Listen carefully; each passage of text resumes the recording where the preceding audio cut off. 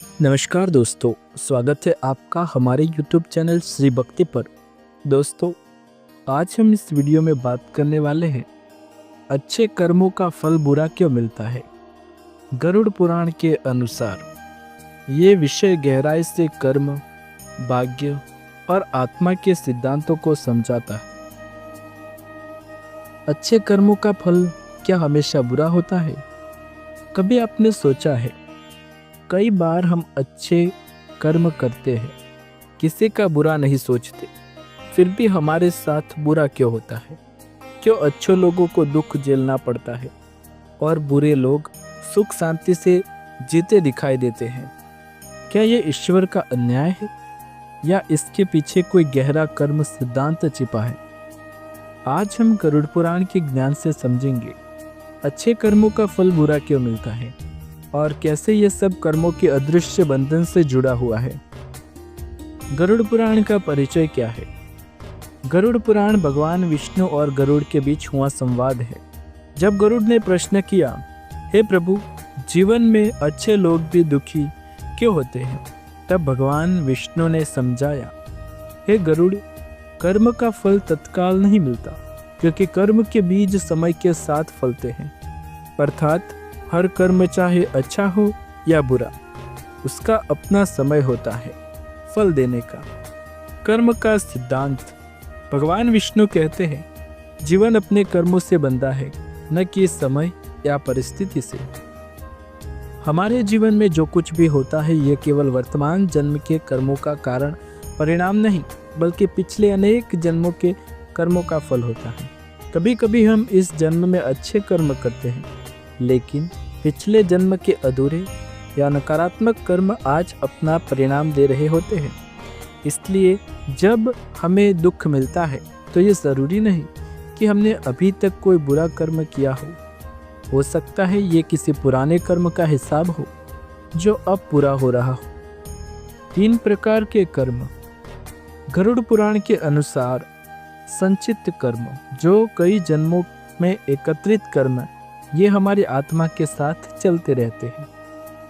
प्रारब्ध कर्म, जो इस जन्म में फल देने वाले हैं, यही हमारे वर्तमान सुख दुख का कारण बनते हैं। क्रियामान कर्म, जो हम अभी कर रहे हैं, इनका फल भविष्य में मिलेगा। इसलिए अगर अभी दुख मिल रहा है तो वह प्रारब्ध का परिणाम हो सकता है, लेकिन हमारे अच्छे कर्म भविष्य में उसका संतुलन बना देंगे। उदाहरण, साधु और राजा की कहानी। गरुड़ पुराण में एक कथा आती है।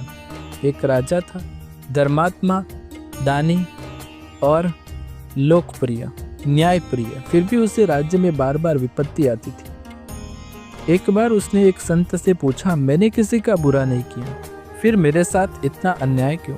संत मुस्कुराए और बोले, राजन, तुम्हारे पिछले जन्म में तुम एक व्यापारी थे जिसने गरीबों को ठगा था। तुम्हारे वर्तमान जन्म के पुण्य कर्म तुम्हें राज सुख दिला रहे हैं, परंतु पिछले जन्म के दोष अब शेष है, इसलिए जीवन में दुख भी साथ चल रहे हैं। राजा समझ गया कि दुख भी कर्म का शुद्धिकरण है। अच्छे लोगों के साथ बुरा क्यों होता? कभी कभी दुख अच्छे लोगों के कर्मों की परिपक्वता का संकेत होता है। अर्थात ईश्वर अच्छे लोगों को दुख इसलिए देता है ताकि उनके पुराने बुरे कर्म जल्दी समाप्त हो जाए और वे आत्मिक रूप से शुद्ध होकर मोक्ष के योग्य बन सके। दुख आत्मा को प्रतिकृष्ट करता है। जैसे आग सोने को तपाकर शुद्ध बनाती है, वैसे ही दुख आत्मा को पवित्र बना देता है। अब सवाल आता है, अगर अच्छे लोग दुखी हैं तो बुरे लोग खुश क्यों है? गरुड़ पुराण कहता है, कभी कभी पापी व्यक्ति के पुण्य कर्म पहले फलित होते हैं, यानी जिसने पिछले जन्म में अच्छे कर्म किए थे वह पहले उसका फल भोगता है, सुख, वैभव, यश के रूप में। जब वह समाप्त हो जाते हैं तब उसके पाप फल देने लगते हैं। इसलिए किसी को देखकर ये मत समझिए कि ईश्वर अन्यायी है, ये केवल समय पर न्याय करता है। दुख का असली अर्थ आत्मा का विकास है। गरुड़ पुराण कहता है, दुख आत्मा के जागरण का माध्यम है। जब सब कुछ अच्छा चल रहा होता है तो मनुष्य ईश्वर को भूल जाता है, परंतु जब दुख आता है तो वही दुख उसे ईश्वर की ओर मोड़ देता है। इसलिए अच्छे कर्म करने वालों को ईश्वर कभी कभी दुख देकर याद दिलाता है कि तुम्हें अभी और ऊपर उठना है और आत्मा को पूर्ण शुद्ध बनाना है। कर्म और धैर्य का संबंध। जो व्यक्ति अपने कर्म पर विश्वास रखता है और हर परिस्थिति में धैर्य नहीं खोता, वह अतः अपने फल को पा ही लेता है। कर्म फल से कोई बच नहीं सकता, परंतु धैर्यवान व्यक्ति उसका पार पा लेता है। इसलिए जब अच्छा करने के बाद भी बुरा मिले तो ये सोचिए कि ये आपके पुराने बोझ को हल्का कर रहा है और आगे का रास्ता साफ कर रहा है। मोक्ष का मार्ग जब कर्म शुद्ध हो जाए, जब आत्मा अपने सारे कर्मों को समाप्त कर देती है, पाप और पुण्य दोनों, तब वह जन्म मृत्यु के चक्र से मुक्त हो जाती है। गरुड़ पुराण कहता है, कर्म से मुक्ति ही परम सुख है। अच्छे कर्म केवल सुख नहीं देते, वे मोक्ष का द्वार खोलते। इसलिए कभी अपने अच्छे कर्मों पर संदेह मत करो, वे निश्चित रूप से आपको ऊंचा उठाएंगे, भले ही समय लगे। निष्कर्ष। ईश्वर का न्याय और धैर्य का फल। ईश्वर अन्याय नहीं है, यह केवल धैर्य की परीक्षा लेता है। अगर आपके साथ बुरा हो रहा है तो ये मानिए कि आपके पुराने कर्मों का हिसाब पूरा हो रहा है, और आपके साथ बुरा हो रहा है तो ये आपकी आत्मा को शुद्ध कर रहा है, और जब ये समाप्त होगा तब आपके अच्छे कर्मों की रोशनी आपके जीवन को प्रकाशित करेगी। इसलिए निश्चित रहिए, सत्कर्म करते रहिए और विश्वास रखिए कि ईश्वर के घर देर है, अंधेर नहीं। अच्छे लोगों के लिए अधिक परीक्षाएं। ईश्वर अपने भक्तों की परीक्षाएं इसलिए लेता है क्योंकि वो जानता है जिसे मोक्ष देना है उसे पहले कर्मों की धूल से मुक्त करना आवश्यक है। जैसे माँ अपने बच्चे से सबसे जिम्मेदार को कठिन काम सौंपती है, वैसे ही ईश्वर भी अपने सबसे प्रिय भक्त को जीवन की कठिन राह देता है। यह दुख नहीं बल्कि विश्वास की परीक्षा है। श्री राम और सीता की परीक्षा। यदि अच्छे कर्मों का फल तुरंत मिलता तो भगवान श्री राम को वनवास क्यों मिलता? माता सीता को अग्नि परीक्षा क्यों देनी पड़ती? परंतु ये सब धर्म की स्थापना है और कर्म के सिद्धांत को सिखाने के लिए हुआ।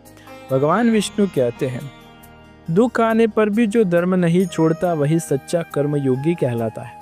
इसलिए जब जीवन कठिन हो तो याद रखिए, ईश्वर किसी को दंड नहीं देता, वो केवल आत्मा को ऊंचा ले जाता है। बुरे लोगों का सुख ये रहस्य है, कर्मों से भागना संभव नहीं। गरुड़ पुराण कहता है, कर्म मनुष्य की छाया की तरह है जिससे कोई नहीं भाग सकता। कभी कभी हमें लगता है कि हमने किसी को धोखा दिया और कोई देख नहीं पाया, लेकिन कर्म का लेखा तो ईश्वर के पास दर्ज है, वो सही समय पर फल देता है। इसलिए अच्छे कर्म करते रहो, भले ही उनका परिणाम देर से मिले, वह कभी व्यर्थ नहीं जाएंगे। वर्तमान जीवन में इसका अर्थ, आज का इंसान कहता है मैं इतना मेहनत करता हूँ, पूजा करता हूँ, फिर भी फल नहीं मिलता। लेकिन याद रखो, सफलता केवल कर्म का नहीं, कर्म और समय दोनों का खेल है। जिस दिन अच्छे कर्मों का समय आएगा, दुनिया तुम्हें रोक नहीं पाएगी। इसलिए शिकायत मत करो, कर्म करते रहो। भगवान विष्णु कहते हैं, कर्म कर, फल की चिंता मत कर, क्योंकि फल तो समय और श्रद्धा से ही आता है। दुख में भी भक्ति का महत्व है। जब जीवन में दुख आता है तो मनुष्य दो रास्ते चुनता है, या तो ईश्वर से दूर हो जाता है या फिर उसके पास चला जाता है। जो व्यक्ति दुख में भी धन्यवाद प्रभु कह सके, यह सच्चा ज्ञानी है, क्योंकि ये जानता है कि ईश्वर जो करता है हमारा भले के लिए करता है। निष्कर्ष, ईश्वर का न्याय अटल है, यह ध्यान रखें। धर्म और सत्य का मार्ग कठिन हो सकता है, पर अंत में वही मोक्ष तक ले जाएगा। धैर्य रखो, अच्छे कर्मों का फल देर से मिलता है, पर जब मिलता है तो जीवन बदल देता है। जय श्री हरि, जय गरुड़ भगवान। दोस्तों, आपको हमारी ये वीडियो पसंद आए तो वीडियो को लाइक, शेयर, कमेंट करें। चैनल पर नए हैं तो सब्सक्राइब। मिलते हैं अगले वीडियो में कुछ ऐसी ही नई और अनोखी जानकारी के साथ। तब तक के लिए आप सभी का धन्यवाद।